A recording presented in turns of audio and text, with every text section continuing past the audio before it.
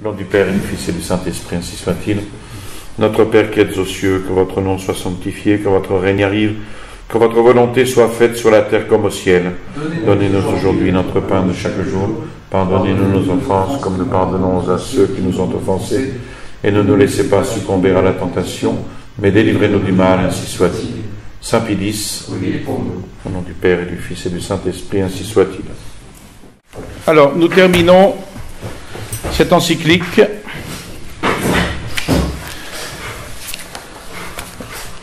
par le dernier point, la réforme des mœurs.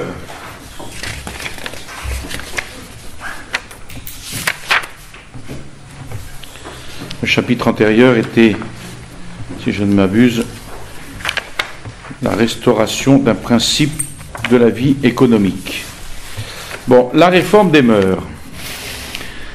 La restauration sociale dont Pie XI a amplement parlé, elle doit être cependant précédée, je dis bien précédée, par une complète rénovation de cet esprit chrétien qu'ont malheureusement perdu ceux qui s'occupent des questions économiques. Sinon, tous les efforts seraient vains. On construirait non pas sur le roc, mais sur du sable mouvant. Pie XI rappelle d'une part que le regard jeté sur le régime économique moderne a montré qu'il souffrait de maux très profonds, et d'autre part que l'examen du communisme et du socialisme et toutes leurs formes mitigées se sont révélés très éloignés de l'Évangile. C'est pour cela, comme le disait Léon XIII dans Rerum Novarum, si la société humaine doit être guérie, elle ne le sera que par le retour à la vie et aux institutions du christianisme. En effet, seul le christianisme, le catholicisme, peut apporter un remède efficace à l'excessive préoccupation des choses périssables, origine de tous les vices, cette préoccupation. Lui seul, ce catholicisme, lorsque les hommes sont fascinés, lorsqu'ils sont complètement absorbés par les biens de ce monde, seul le catholicisme peut en détourner leur regard et les élever vers le ciel. Et c'est de ce remède que la société a le plus besoin. Alors d'abord, le plus grand désordre du présent régime économique, c'est la ruine des âmes. La plupart des hommes sont presque exclusivement frappés par les bouleversements temporels, les désastres, les calamités terrestres. Mais si on regarde toutes ces choses-là comme il convient, et avec un regard chrétien, du point de vue chrétien, qu'est-ce que tout cela comparé à la ruine des âmes? En effet, les conditions de la vie économique et sociale font qu'un nombre très considérable d'hommes y trouvent les plus grandes difficultés pour opérer l'œuvre, seule nécessaire, de leur salut éternel. À quoi servira aux hommes de gagner tout l'univers par une plus rationnelle exploitation des ressources s'ils viennent à perdre leur âme? Il faut toujours revenir à ce point de vue-là. À quoi servira de leur inculquer les surprincipes qui doivent gouverner leur activité économique s'ils se laissent dévoyer par une cupidité sans frein, par un égoïsme sordide, si, comme on le lit dans les livres des juges, si connaissant la loi de Dieu, ils agissent tout à l'opposé de ses préceptes. Ça c'est valable pour tous. Premier point. Deuxième point, quelles sont les causes du mal? La déchristianisation de la vie sociale et économique et sa conséquence, qui est l'apostasie des masses laborieuses, résulte des affections désordonnées de l'âme, qui est la triste suite du péché originel, puisque ce péché originel ayant détruit l'harmonieux équilibre des facultés de l'homme, intelligence, volonté, dispose les hommes à un entraînement facile des passions mauvaises et les incite violemment à mettre les biens périssables de ce monde au-dessus des biens durables de l'ordre éternel. Et ça, il faudra le répéter sans cesse. De là, cette soif insatiable des richesses, des biens temporels, qui, de tout temps, sans doute, c'est pas nouveau, mais de tout temps, a poussé l'homme à violer la loi de Dieu, à fouler aux pieds les droits du prochain, mais qui, dans le régime économique moderne, expose la fragilité humaine à tomber beaucoup plus fréquemment qu'autrefois. L'instabilité de la situation économique, l'instabilité de l'organisme tout entier exige de tous ceux qui y sont engagés la plus absorbante activité. Et quel est le résultat? Chez certains, c'est un endurcissement de la conscience, un tel endurcissement que tous les moyens leur sont bons, qui permettent d'accroître leurs profits, de défendre contre les brusques retours de la fortune les biens si péniblement acquis, les gains si faciles qu'offre à tous l'anarchie des marchés attirent aux fonctions de l'échange trop de gens dont le seul désir est de réaliser des bénéfices rapides par un travail insignifiant et dont la spéculation effrénée va faire monter et baisser incessamment tous les prix au gré de leurs caprices et de leur avidité, et déjouant par là les sages prévisions de la production. Les institutions juridiques destinées à favoriser la collaboration des capitaux en divisant et en limitant les risques sont trop souvent devenues l'occasion des plus répréhensibles excès. On voit en effet les responsabilités atténuées au point de ne plus toucher que médiocrement les âmes, sous le couvert d'une désignation collective se commettent les injustices et les fraudes les plus condamnables. Les hommes qui gouvernent ces programmes économiques, ces groupements économiques, trahissent, au mépris de leur engagement, les droits de ceux qui leur sont confiés dans l'administration de leur épargne. Et puis, il faut signaler enfin, parmi ces causes du mal, ces hommes trop habiles qui, sans s'inquiéter du résultat honnête et utile de leur activité, ne craignent pas d'exciter les mauvais instincts de la clientèle pour les exploiter au gré de leurs intérêts. Donc, une discipline morale sûre, fortement maintenue par l'autorité sociale, pouvait corriger et même prévenir ces défaillances. Malheureusement, elle a manqué trop souvent la plupart du temps. Le nouveau régime économique faisant ses débuts au moment où le rationalisme se propageait et s'implantait, eh bien, il en est résulté une science économique séparée de la loi morale, et par suite, libre cours fut laissé aux passions humaines. Dès lors, un beaucoup plus grand nombre d'hommes, uniquement préoccupés d'accroître par tous les moyens leur fortune, ont mis leurs intérêts au-dessus de tout. Ils ne se sont fait aucun scrupule, même des plus grands crimes contre le prochain. Et ceux qui se sont engagés les premiers dans cette voie large qui mène à la perdition ont aisément trouvé beaucoup d'imitateurs de leur iniquité, soit grâce à l'exemple de leur éclatant succès, parce qu'ils ont eu un éclatant succès, et l'étalage insolent de leur vie fastueuse, soit en ridiculisant les répugnances des consciences plus délicates, soit même en écrasant leurs concurrents plus scrupuleux. D'où la démoralisation des cercles dirigeants de la vie économique, démoralisation dans le sens de manque de morale. Cette démoralisation, elle devait par une pente fatale atteindre le monde ouvrier et puis l'entraîner dans la même ruine.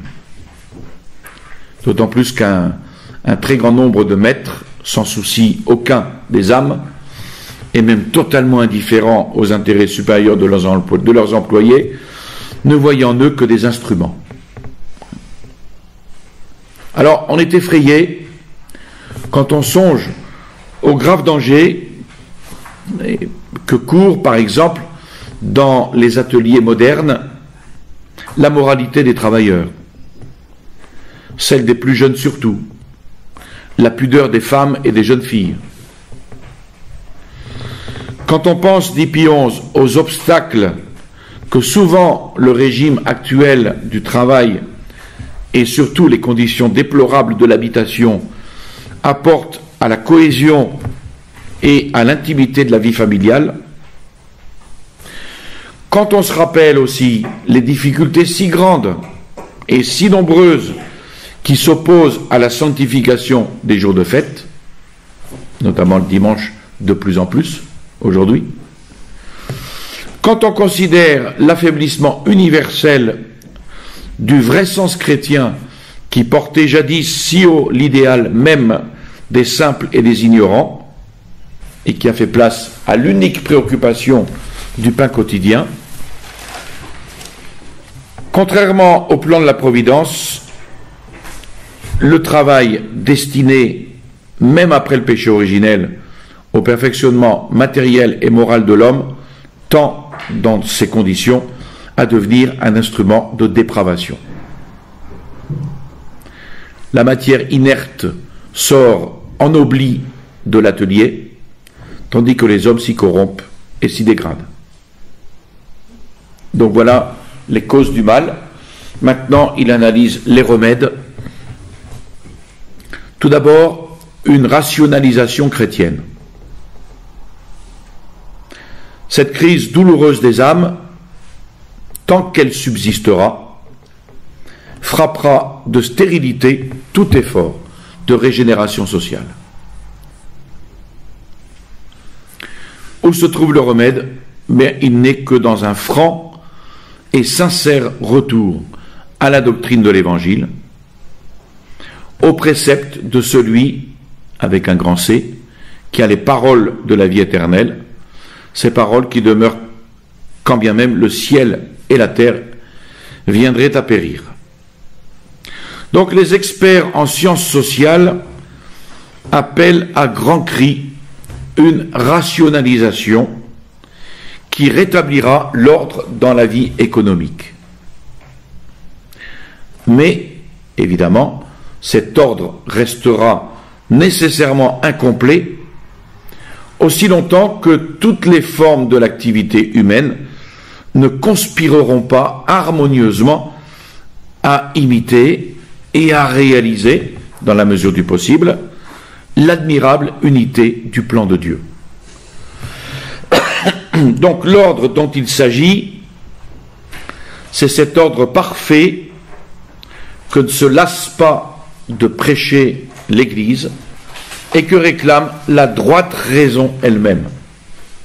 C'est cet ordre qui place en Dieu le terme premier et suprême de toute activité créée et qui n'apprécie les biens de ce monde que comme des simples moyens dont il faut user dans la mesure où ils conduisent à cette fin. Là encore, on reviendra toujours au même principe. Donc loin, évidemment, de déprécier comme moins conforme à la dignité humaine, loin de déprécier l'exercice des professions lucratives. Cette philosophie, elle nous apprend au contraire à y voir la volonté saine du Créateur qui a placé l'homme sur la terre pour qu'il la travaille, qu'il la fasse servir à toutes ses nécessités, qu'il la fasse servir au bien commun. Donc il n'est pas interdit, évidemment, il n'est donc pas interdit à tous ceux qui produisent d'accroître honnêtement leurs biens. Il est équitable, au contraire, que quiconque rend service à la société et l'enrichit, profite lui aussi, selon sa condition, de l'accroissement des biens communs. Évidemment, pourvu que, dans l'acquisition de cette fortune, il respecte la loi de Dieu. Et il respecte aussi les droits du prochain, et puis aussi que, dans l'usage qu'il en fait, il obéisse aux règles de la foi, aux règles de la raison. Donc, si tout le monde, partout et toujours, se conformait à ces règles de conduite, non seulement la production et l'acquisition des biens de ce monde, mais encore leur consommation, aujourd'hui si souvent désordonnée, elle serait ramenée dans les justes limites de l'équité et d'une juste répartition.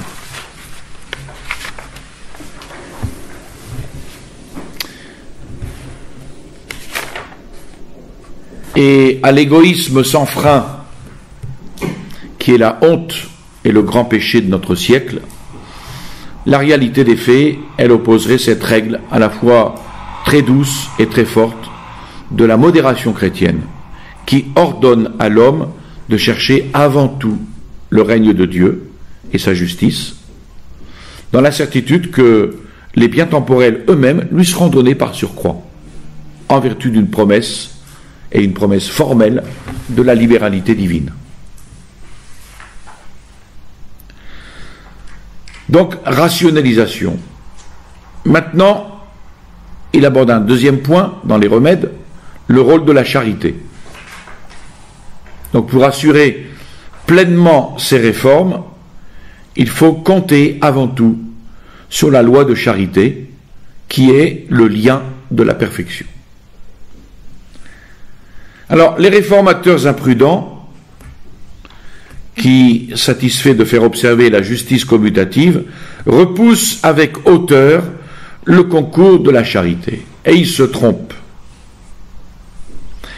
Certes, l'exercice de la charité ne peut être considéré comme tenant lieu des devoirs de justice qu'on se refuserait à accomplir.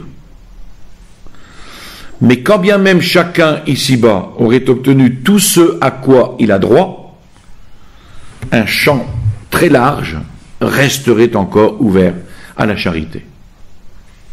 Donc la justice seule, même scrupuleusement pratiquée, elle peut en effet faire disparaître bien des conflits sociaux, mais elle n'opère pas, par sa propre vertu, le rapprochement des volontés et l'union des cœurs. Vous voyez, il faut bien comprendre cela. La justice, oui, mais n'oublions pas la charité. Toutes les institutions destinées à favoriser la paix et l'entraide entre les hommes, si bien conçues qu'elles paraissent, elles reçoivent leur solidité surtout du lien spirituel qui unit les membres entre eux. Et quand ce lien, qui est la charité, quand ce lien fait défaut, une fréquente expérience montre que les meilleures formules restent sans résultat.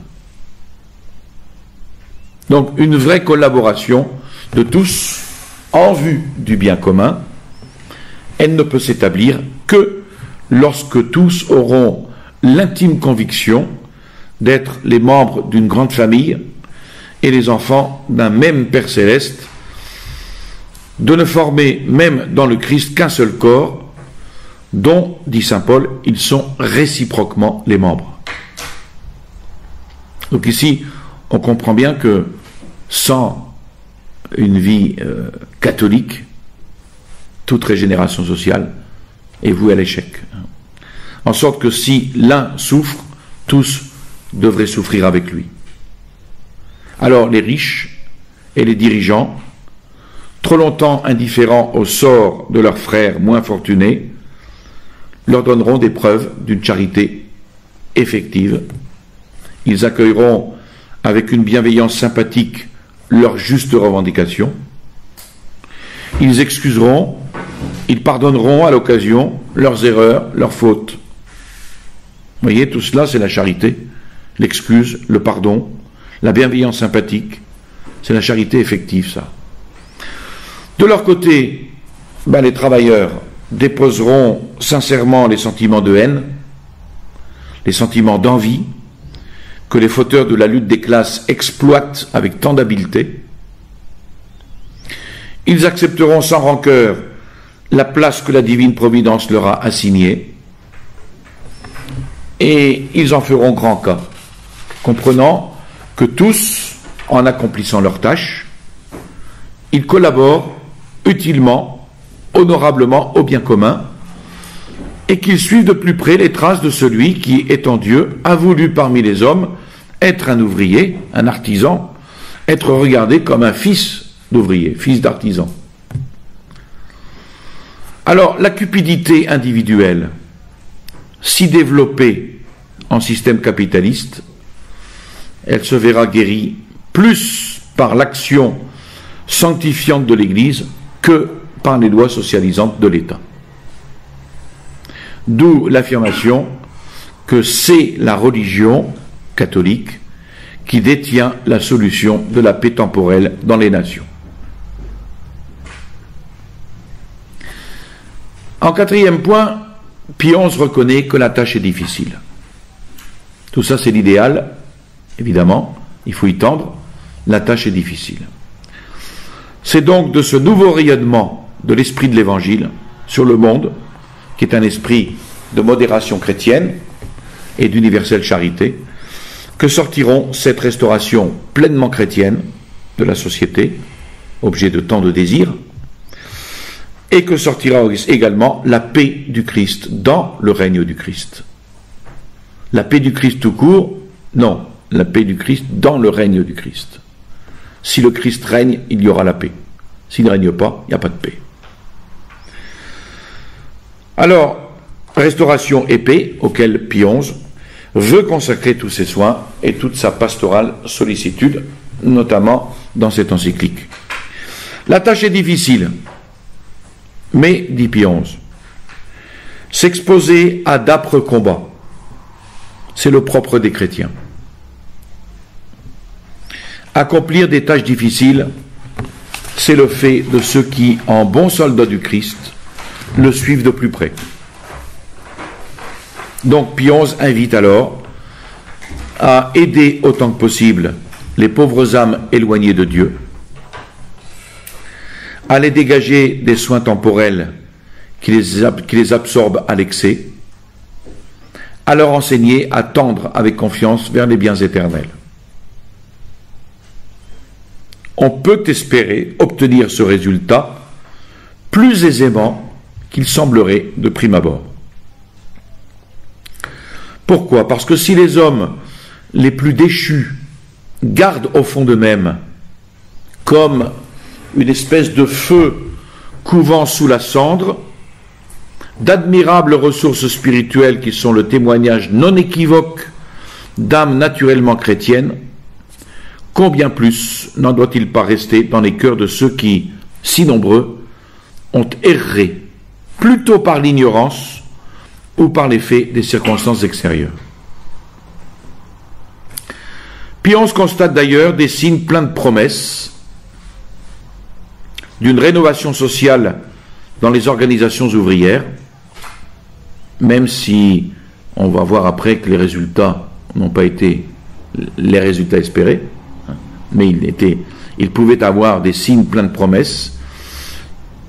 Il dit qu'on apercevait des phalanges serrées de jeunes travailleurs chrétiens qui se levaient à l'appel de la grâce divine et nourrissaient la noble ambition de reconquérir au Christ l'âme de leurs frères. Bon, évidemment, contre cela, il y a eu une opposition féroce du socialisme, du communisme, etc. Pie XI constate aussi avec plaisir les dirigeants des organisations ouvrières qui, oublieux de leurs intérêts, soucieux d'abord du bien de leurs compagnons, s'efforcent d'accorder leurs justes revendications avec la prospérité de la profession et ne se laissent détourner de ce généreux dessein par aucun obstacle et aucune défiance. Alors il faut noter ici quand même que les obstacles existent, notamment dans des associations ouvrières qui sont dominées déjà à cette époque et profondément par des hommes d'esprit révolutionnaire. C'est l'abbé Maignan qui dit ceci. Eux-mêmes inféodés aux grandes organisations socialistes, communistes ou maçonniques. Ce n'est un mystère pour personne, dit l'abbé Maignan, que des syndicats tels que la CGT est une courroie de transmission du Parti communiste durant tout le XXe siècle. Malgré cela, Pie XI exprime sa confiance que parmi les jeunes gens, que leur talent ou leur fortune appellent bientôt à prendre une place distinguée dans les classes supérieures de la société, ou en voit un grand nombre qui étudient avec un plus vif intérêt les problèmes sociaux, d'autres qui donnent la joyeuse espérance qu'ils se voueront tout entiers à la rénovation sociale. Enfin, pour cela, quelle méthode suivre? Les circonstances tracent donc clairement la voie dans laquelle s'engager.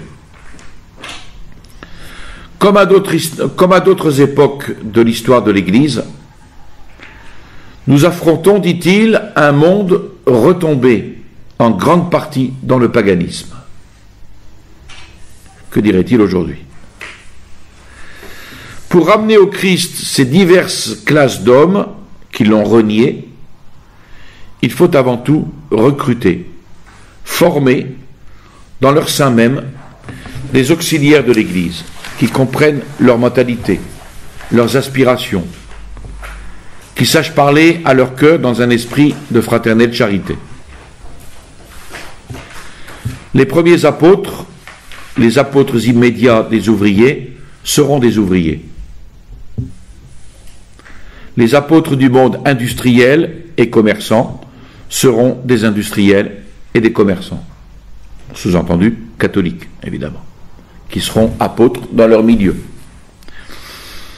Ces apôtres laïcs du monde ouvrier ou patronal doivent être recherchés avec soin, choisis avec prudence, formés et instruits par les évêques, par le clergé. Vous voyez, recherchés avec soin, choisis avec prudence, formés, instruits. Donc Pie XI demande au clergé une étude sérieuse des principes qui régissent la chose sociale. Quant aux prêtres choisis pour ce ministère, il leur demande de posséder un sens très délicat de la justice, de savoir s'opposer avec une constante fermeté aux revendications exagérées, aux injustices d'où qu'elles viennent, de se distinguer par leur sage modération, d'être intimement pénétré de la charité du Christ, qui peut seul soumettre avec force et suavité les volontés et les cœurs aux lois de la justice et de l'équité. Quant à ceux qui sont choisis pour une si grande tâche, Pie XI les exhorte à se donner tout entier à la formation des hommes qui leur sont confiés, qu'en mettant en œuvre, pour remplir cet office sacerdotal et apostolique, mettant en œuvre au premier chef toutes les ressources d'une formation chrétienne. Éducation de la jeunesse, association chrétienne, cercle d'études selon les enseignements de la foi. Et il les exhorte à apprécier et à employer pour le bien de leurs disciples ce précieux instrument de rénovation individuelle et sociale que sont les exercices spirituels de saint Ignace.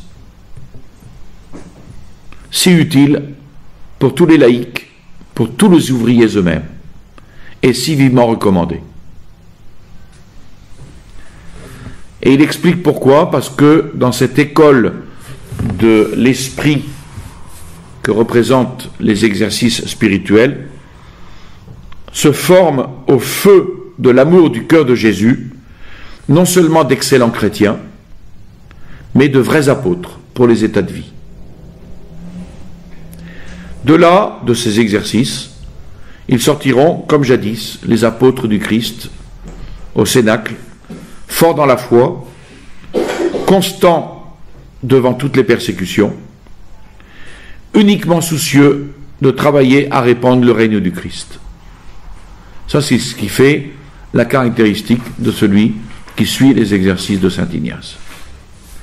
Et puis on se rappelle que c'est maintenant surtout qu'on a besoin de ces vaillants soldats du Christ qui, de toute leur force, travaillent à préserver la famille humaine de la ruine qui la frapperait si le mépris des doctrines de l'Évangile laissait triompher un ordre de choses qui foule aux pieds les lois de la nature, non moins que celles de Dieu. L'Église du Christ, l'Église catholique, bâtie sur la pierre inébranlable, n'a rien à craindre pour elle-même, sachant bien que les portes de l'enfer ne prévaudront pas contre elle. Elle a même la preuve, par l'expérience de tant de siècles, qu'elle sort toujours des plus violentes tempêtes, plus fortes et plus glorieuses de nouveaux triomphes. Mais son cœur de mère ne peut pas ne pas s'émouvoir devant les maux sans nombre dont ces tempêtes accableraient des milliers d'hommes et par-dessus tout devant les dommages spirituels très graves qui en résulteraient et qui amèneraient la ruine de tant d'âmes rachetées par le sang du Christ. Donc tout doit être tenté pour détourner de la société humaine des maux si grands. Là doivent tendre nos travaux, là tous nos efforts, là nos prières assidues et ferventes. Parce que, avec le secours de la grâce divine, évidemment, nous avons en nos mains le sort de la famille humaine. Enfin, Pie XI exhorte à ne pas permettre que les enfants de ce siècle paraissent plus habiles entre eux que nous, les catholiques, qui par la divine bonté sommes enfants de lumière. Nous les voyons, dit Pie XI, nous les voyons en effet avec une étonnante sagacité se choisir des adeptes pleins d'activité, les former à répandre leurs erreurs de jour en jour plus largement, dans toutes les classes, sur tous les points du globe. Et toutes les fois que leur lutte contre l'Église du Christ veut se faire plus violente, nous les voyons renonçant à leurs querelles intestines, faire front avec une concorde parfaite et poursuivre leurs desseins dans une complète unité de toute leur force. Et ce qu'il n'écrit pas, mais ce qu'il veut dire ici, comment se fait-il que nous, les catholiques, nous n'ayons pas les mêmes qualités, renoncer à nos querelles intestines, faire front avec une concorde parfaite, poursuivre le dessein de Dieu, le plan de Dieu, dans une complète unité de toutes nos forces. On en est loin. Les enfants des ténèbres sont plus forts que les fils de lumière. Enfin, que tous s'unissent, c'est un appel de Pie XI, que tous s'unissent et coopèrent étroitement. Combien d'œuvres magnifiques entreprend de toutes parts le zèle infatigable des catholiques, soit pour le bien social et économique, soit en matière scolaire et religieuse. Mais il n'est pas rare que l'action de ce travail admirable devienne moins efficace par suite d'une excessive dispersion des forces. C'est pour cela qu'il exprime le vœu que s'unissent tous les hommes de bonne volonté qui, sous la direction des pasteurs de l'Église, veulent combattre ce bon et pacifique combat du Christ. Alors là-dessus, il a raison, évidemment. Mais malheureusement, est arrivée la décrépitude de l'Église, et ils se sont mis sous des pasteurs qui étaient eux-mêmes la plupart communistes, et on connaît le résultat. Que sous la conduite de l'Église, à la lumière de ses enseignements, chacun, selon ses talents, ses forces, ses conditions, s'efforce d'obtenir quelque contribution à cette œuvre de restauration sociale chrétienne, inaugurée par Léon XIII, dans Rerum Novarum, n'ayant en vue ni eux-mêmes, et ça c'est capital, désintéressement personnel, ni leurs avantages personnels, mais les seuls intérêts de Jésus-Christ. Ne cherchant pas à faire prévaloir à tout prix leurs propres idées, sauf si ces idées sont la vérité, évidemment, mais prêts à les abandonner, si excellentes soient-elles. Ici, quand il parle d'idées, il ne veut pas parler de la vérité, évidemment. Prêts à abandonner des idées, si excellentes soient-elles, dès que semble le demander un bien plus considérable, en sorte que, en tout et surtout, règne le Christ, domine le Christ, à qui soit honneur, gloire et puissance dans tous les siècles. Voilà. Je vous salue Marie, pleine de grâce, le Seigneur est avec vous. Vous êtes bénie entre toutes les femmes, et Jésus, le fruit de vos entrailles, est béni. Sainte Marie, Mère de Dieu, priez pour nous pauvres pécheurs, maintenant et à l'heure de notre mort, ainsi soit-il. Au nom du Père et du Fils et du Saint-Esprit, ainsi soit-il.